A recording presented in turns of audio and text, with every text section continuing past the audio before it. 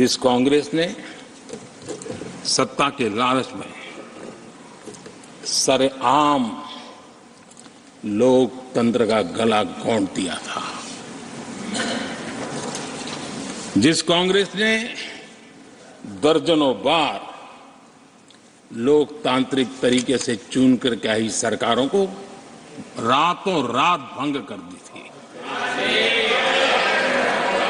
बर्खास्त कर दिया, जिस कांग्रेस ने देश की संविधान लोकतंत्र की मर्यादा को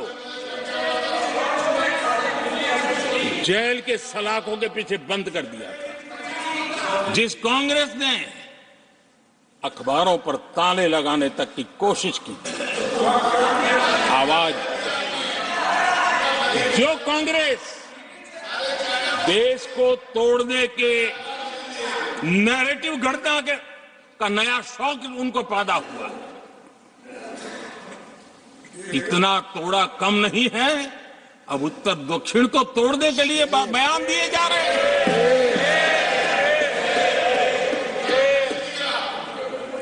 और ये कांग्रेस हमें लोकतंत्र और फेडरलिज्म उस पर प्रवचन दे रही है।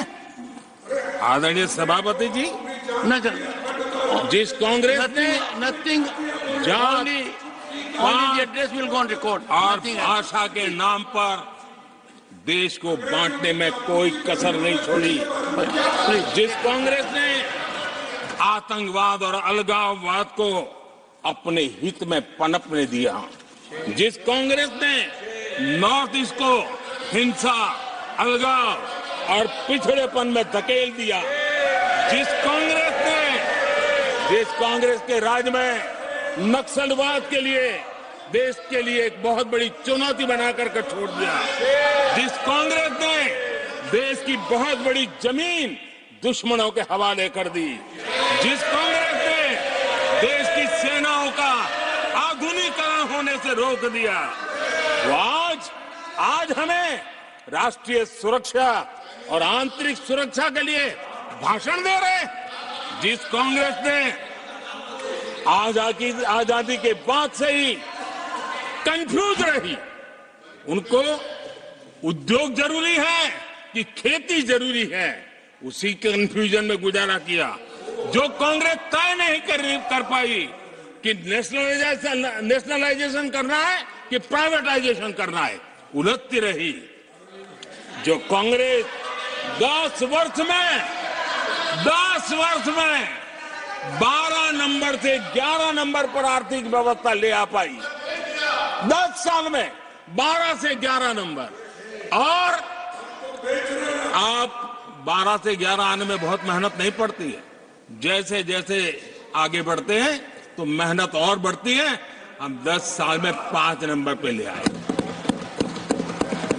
और ये कांग्रेस हमें यहां आर्थिक नीतियों पर लंबे लंबे भाषण सुना रही है।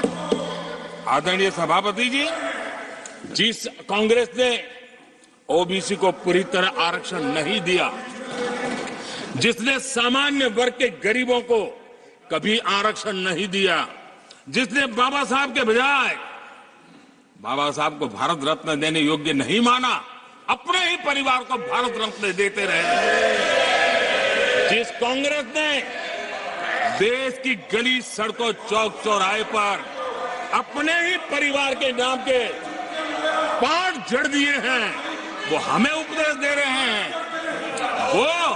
वो हमें सामाजिक न्याय पाठ पढ़ा रहे हैं। आदरणीय सभापति जी, जिस कांग्रेस के अपने नेता की कोई गारंटी नहीं है, अपनी नीति की कोई गारंटी नहीं है, वो मोदी की गारंटी पर सवाल उठा रहे हैं।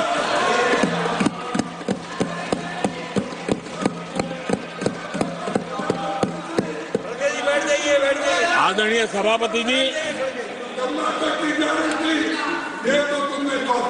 आदरणीय सभापति जी,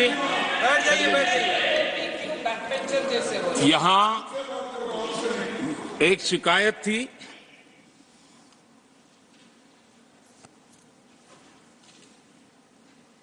और उनको लगता है कि हम ऐसा क्यों कहते हैं, हम ऐसा क्यों देख रहे हैं।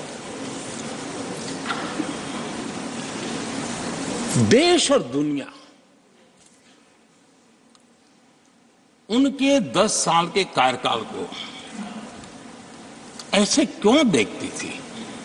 देश क्यों नाराज हो गया?